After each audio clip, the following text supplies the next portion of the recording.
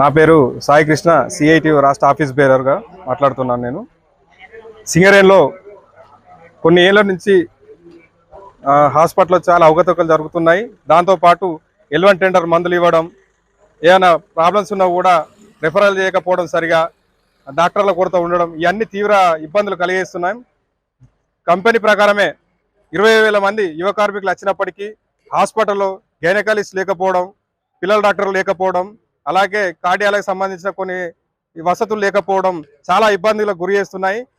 మణుగురు ఏరియాలో మేము అత్యధికంగా ప్రొడక్షన్ తీస్తున్నప్పటికీ కంపెనీ ప్రకారం కొత్త వాళ్ళకి వచ్చిన 20,000 మంది కార్మికులు ఉన్నప్పటికీ మాకు హాస్పిటల్ పరంగా సరైన వైద్యం సదుపాయాలు లేక మేము ఇబ్బందులు పడుతున్నాం.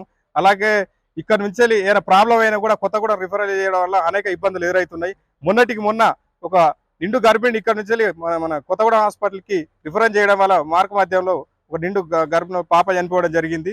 దానికి కారణం ఎవరు ఒకసారి ఆలోచన చేయాలి. అలాగే మైండ్లో ఏమైనా యాక్సిడెంట్ జరిగినప్పుడు కూడా ఇక్కడ నుంచి కొత్తగూడ రిఫర్ చేయాలంటే ఎన్ని ఇబ్బందులు ఎదురవుతున్నాయి. ఇవన్నిటి దృష్టిలో పెట్టుకొని కొత్త డాక్టర్లు నియమించాలని, హాస్పిటల్ సదుపాయాలు పెంచాలని, ప్రొడక్షన్ భాగంలో ఇంత మేము చేస్తున్నప్పుడు కూడా కంపెనీ మమ్మల్ని పట్టించుకోకపోవడం ఒక తీవ్ర దిగ్భ్రాంతికి గురవుతున్నాం.